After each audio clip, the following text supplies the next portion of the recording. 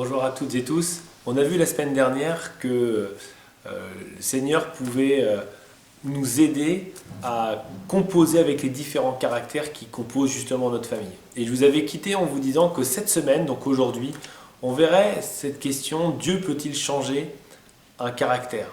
Comment composer avec parfois son propre caractère, où on sait qu'on a des façades de notre caractère qui ne sont pas forcément glorieuses. Alors bien sûr, ce n'est pas tout le caractère qui est à remettre en cause, mais c'est certains traits de caractère qui vont gêner, nous gêner dans notre quotidien et puis gêner notre entourage. La question, c'est de savoir, est-ce que c'est possible? Est-ce que Dieu peut changer un caractère? Je dirais que face à cette grande question, on a trois façons de réagir. La première, c'est de se dire, tout simplement, de ne pas se rendre compte des traits de caractère qu'on a à changer. Et ça, c'est, j'allais dire, le cas de tout le monde. Dans un premier temps, on est ignorant de nos mauvais traits de caractère ou des traits de caractère qui doivent changer. On a bien sûr parfois des remarques de certains amis ou de certaines personnes de notre famille qui nous veulent du bien. Des remarques, parfois c'est dans l'implicite, parfois ça va être très explicite. Mais quand bien même on nous l'explique avec, on va dire, on ne peut pas être plus clair, parfois on n'arrive pas à comprendre ce qui pose problème. Et je prendrai l'image de quelqu'un, par exemple, qui va se regarder dans la glace et qui ne va pas se reconnaître. Parfois, on nous met le miroir devant nous, on nous dit, voilà, tu es comme ça, tu es quelqu'un de colérique, ou tu es quelqu'un d'impatient, ou tu es quelqu'un de soupolé, ou tu es quelqu'un, etc., de susceptible. Enfin, voilà, on pourrait démultiplier les exemples. Et on a beau nous l'expliquer, on ne le voit pas, on ne se voit pas comme ça, on n'a pas l'impression du tout d'être en tort. Et plutôt, on a plutôt l'impression que les autres ont une mauvaise idée de qui on est réellement. Bon, si on a une personne qui nous fait cette réflexion, voilà, quand c'est 2, 3, 4, 5, au bout d'un moment, on peut peut-être se demander s'il n'y aurait pas quelque chose de vrai là-dedans. Et je donnais voilà, cette image, on pourrait avoir l'impression qu'on nous met devant le miroir et on se regarde et on ne voit pas, on ne se reconnaît pas là-dedans. Mais qui êtes-vous? Et la Bible parle de ça. La Bible dit que lorsqu'on la lit, elle est comme un miroir. Et dans Jacques chapitre 1, au verset 23, on peut lire ceci: si quelqu'un écoute la parole et ne la met pas en pratique, il est semblable à un homme qui regarde un miroir, qui regarde dans un miroir son visage naturel et qui, après s'être regardé, s'en va, mais a oublié comment il était. Et parfois, on est comme ça dans la vie. On a des flashs sur qui on est, puis on oublie. Ou parfois on lit la parole de Dieu, la Bible, et on se rend bien compte qu'on devrait changer, mais on a oublié. Et le but d'un miroir, dans cet exemple-là, c'est de nous montrer qui on est, mais de changer après. Donc la Bible est bien en train de nous dire que c'est possible de changer. Il y a quelque chose qui est possible. Bon, la première idée, voilà, c'était de se dire, voilà, parfois on n'est pas conscient. La deuxième chose, c'est qu'on va être conscient, deuxième attitude par rapport aux traits de caractère à changer en nous, ça pourrait être de se dire, on est conscient, on est d'accord avec les constats qui nous sont faits, mais on trouve toujours une bonne excuse. Une excuse. Ça va être de la faute d'un tel parce qu'il nous a mal parlé, ça va être de la faute d'une telle parce qu'elle s'est mal comportée ou parce qu'elle vous a poussé dans vos retranchements. Et je prendrai l'image d'un joueur de tennis qui va faire un coup, qui va sortir du terrain ou va aller dans le filet par exemple, et qui, vous savez, on a ces images-là dans la tête, la personne donc tire une balle de tennis, fait son coup, et alors que la balle ne va pas au bon endroit, au lieu de s'en prendre à elle-même, elle va s'en prendre à sa raquette. Elle va dire non mais c'est à cause de ma raquette que j'ai loupé, ou d'ailleurs un truc qui ne va pas sur ma raquette. C'est l'autre, c'est toujours quelqu'un d'autre qui va nous pousser à la faute, alors qu'en fait, jusqu'à preuve du contraire, qui est-ce qui tient la raquette dans ses mains? C'est le tennisman, et c'est le tennisman qui va la mettre à côté, c'est pas la raquette. Donc ça, c'est la deuxième attitude face aux mauvais traits de caractère qu'on peut avoir. Et la troisième attitude qu'on peut avoir, c'est de vouloir changer et de se dire, je vais faire des efforts, je peux changer, je vais y arriver. Je pense que c'est la bonne attitude à avoir. Maintenant, ça peut nous sembler impossible. Et je ne sais pas si c'est là pour vous rassurer, mais je vais vous dire la vérité. Effectivement, c'est impossible de changer certains traits de notre caractère par nos propres forces, tout du moins.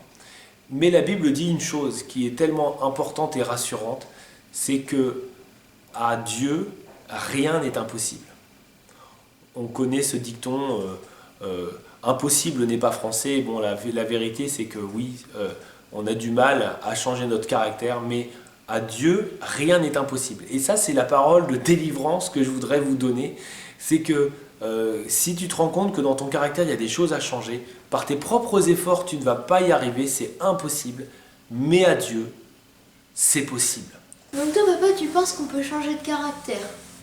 Est-ce que ça t'est déjà arrivé? Bah, demande à ta mère. Qu'est-ce que t'en penses, maman? Eh bien, je pense que effectivement, parler de ces failles de caractère, c'est pas quelque chose d'évident, mais que Dieu peut nous aider à changer de caractère. Alors moi, ça m'est arrivé. Quand j'étais plus jeune, j'avais tendance à bouder, et mes parents me disaient et me disent encore que quand j'étais petite, je boudais beaucoup dès que j'étais frustrée. Sauf que quand on se marie, c'est moins évident à gérer parce qu'on est à deux dans la maison et qu'il faut bien pouvoir parler pour expliquer ses frustrations. Et c'est après quelques mois de mariage, suite à une discussion avec une amie qui m'a expliqué que Dieu pouvait changer dans notre caractère les mauvais traits de caractère, que j'ai décidé de prier simplement et dire à Dieu change la bouderie en moi et enlève la bouderie en moi. Et je suis arrivée à la maison, j'ai fait ça dans la voiture en revenant du rendez-vous, et je suis arrivée à la maison et j'ai dit à Richard, je ne serai plus boudeuse. Voilà, et moi j'ai dit, j'attends de voir. En gros, je crois que c'était mot pour mot ce que j'ai dit, j'attends de voir. Et effectivement, j'ai attendu assez longtemps. Et il y a eu des situations qui sont apparues où normalement, on aurait dû avoir des frustrations et des longs moments de silence. Et au final, c'est pas arrivé. C'est-à-dire qu'il s'est passé quelque chose d'instantané en une journée. En quelques heures, au final, il y avait eu un changement notoire. Et Amandine arrivait à exprimer mieux ses frustrations et à pas se renfermer sur elle-même. Et donc c'était un grand plus dans la communication, mais ça, c'est vraiment Dieu qui l'a fait. Voilà, donc je suis là pour en témoigner. Donc toi, maman, t'as changé de caractère, mais papa, est-ce qu'il a changé de caractère? Demande à ton père. Alors, papa? Alors, si j'ai changé de caractère, ou certains traits de caractère qui auraient changé suite à l'action de Dieu dans ma vie, oui, j'en dirais, il y en a plusieurs même. La première chose que j'aurais pu dire, c'est que j'étais d'un naturel extrêmement angoissé. On avait même l'impression que ça faisait partie de ma personnalité d'angoisser pour tout et pour rien. Et au fur et à mesure du temps, et puis suite à quelques expériences que j'ai faites avec le Seigneur, il m'a vraiment, au fur et à mesure que la foi grandissait dans mon cœur, la crainte partait. De ce fait-là, je peux dire que j'ai été amené à moins angoisser devant certaines circonstances de la vie qui m'auraient fait beaucoup stresser par le passé. Est-ce que c'est totalement parti? Je n'irai pas jusque-là, mais en tout cas, il y a eu quelque chose de la part de Dieu qui s'est produit, qui ne serait jamais passé par mes propres forces, parce que c'est quelque chose qui était très ancré en moi. Et puis une deuxième chose qui a beaucoup changé en moi, ça c'est suite à une expérience, un matin, je me rappellerai toujours, j'étais avec des amis et on a décidé, je leur ai demandé de prier pour moi par rapport à une façon que j'avais de penser. Et ça c'était très très très profondément ancré en moi. J'étais quelqu'un qui voyait tout d'un point de vue intellectualiste, je dirais. Je ne pouvais pas envisager la vie sans penser à un philosophe, sans penser à un sociologue, sans penser à un écrivain. Et je voyais toute la vie et ma vie à travers les prismes de pensée intellectuelle et intellectualiste. Et à un moment donné, j'ai réalisé que le Seigneur voulait me libérer de ça, que c'était quelque chose qui m'empêchait de penser comme lui voulait que je pense. Et je vais vous faire ça en quelques phrases très simples. On a prié, j'ai réalisé que j'avais besoin de me repentir de ça et d'abandonner cette façon de penser. C'était un matin, il était peut-être 8h du matin.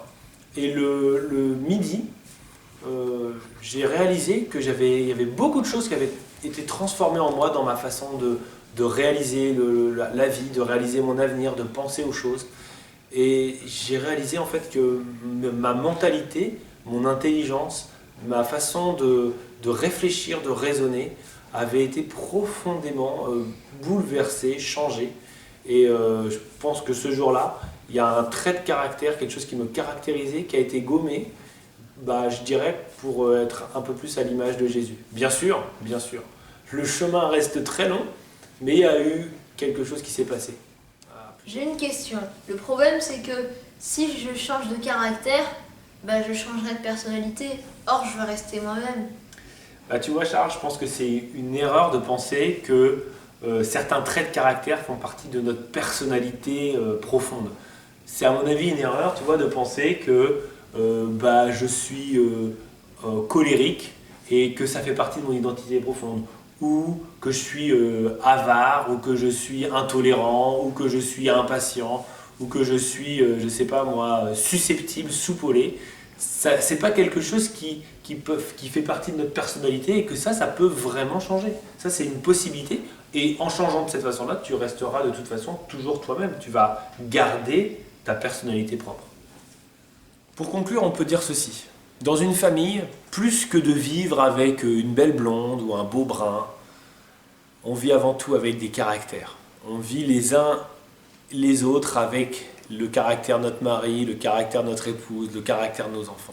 Et ce qui va faire la bonne ambiance dans une famille, la bonne atmosphère, ça va être l'harmonie des caractères. À vue humaine, c'est impossible de changer de caractère, ou c'est extrêmement difficile.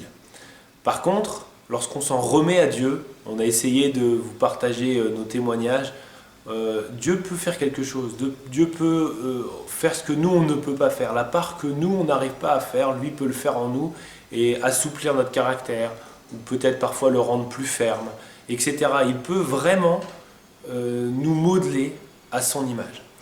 Et une chose est sûre, c'est qu'on ne sera jamais parfait. Ça, oubliez l'idée que suite à une lecture très intensive de la parole de Dieu, vous allez être parfait.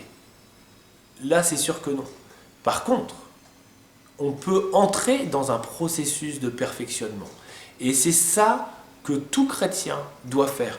Ne serait-ce que commencer le processus, entrer dans ce processus, afin qu'on soit transformé de jour en jour en l'image du caractère glorieux de Christ. Et ça, c'est pas un conte de fées, c'est réellement possible, et ça fait partie de la marche du chrétien. C'est ce qu'on doit vivre. J'aimerais quand même vous laisser aussi avec ce verset de Jean-Baptiste, lorsqu'il parle du ministère de Jésus qui arrive et que Jean-Baptiste doit lui laisser la place. Jean-Baptiste dit ceci, il dit « Il faut qu'il croisse et que je diminue ». Et je crois que dans nos vies, c'est exactement la même chose. Il faut que Jésus, le caractère de Jésus, grandisse en nous et que nous diminuons. Mais il y a un malentendu qu'il faut à tout prix lever. Lorsque Jésus grandit en nous et que nous diminuons, notre mauvais caractère diminue, Jésus ne nous dénature pas. Nous ne perdons pas notre identité. Et je vais vous faire une révélation, un secret, c'est que on n'est jamais autant soi-même que lorsqu'on laisse Jésus remplir tout notre être. Parce qu'il nous permet de devenir celui ou celle qu'il a toujours souhaité que nous soyons, de toute éternité. Et lorsqu'il gomme, lorsqu'il efface quelques traits de caractère qui n'étaient pas à sa gloire, il nous rend plus que jamais nous-mêmes. Il ne nous vole pas notre identité, mais il accomplit notre identité. Et c'est ce que nous devons vivre, rentrer dans cette dimension d'abandonner nos failles à Christ, de lui dire voilà, fais ce que je ne peux pas faire, fais-le pour moi. Et alors que lui grandit en nous, notre identité s'affermit en Christ et nous devenons réellement celui ou celle que nous devions être ou que nous devons être. Et j'aimerais vraiment aussi vous inviter à nous suivre pour la semaine prochaine. Vous savez que les caractères, les mauvais caractères, et aucune famille n'est épargnée dans nos églises ou sur cette terre. Nos mauvais caractères peuvent parfois engendrer des blessures, provoquer des blessures, et avec ça, il va falloir nécessairement pardonner. Et la semaine prochaine, j'aimerais voir avec vous comment pardonner, qu'est-ce que le pardon, comment pardonner et l'importance du pardon dans la famille. Il n'existe pas de famille qui n'a pas besoin de pardonner et de cultiver cette culture du pardon. Et je crois que c'est une grande clé de réussite. Alors la semaine prochaine, ne manquez pas notre vidéo où on va s'attaquer à une question essentielle. Pardonner dans ma famille, être pardonné dans ma famille et être libéré grâce au pardon. Voilà les points que nous aborderons la semaine prochaine. Je vous souhaite à toutes et tous une excellente journée, que le Seigneur vous bénisse et soyez forts. Le Seigneur est grand et il va transformer nos caractères pour en faire quelque chose de glorieux à son image. À bientôt, bye bye.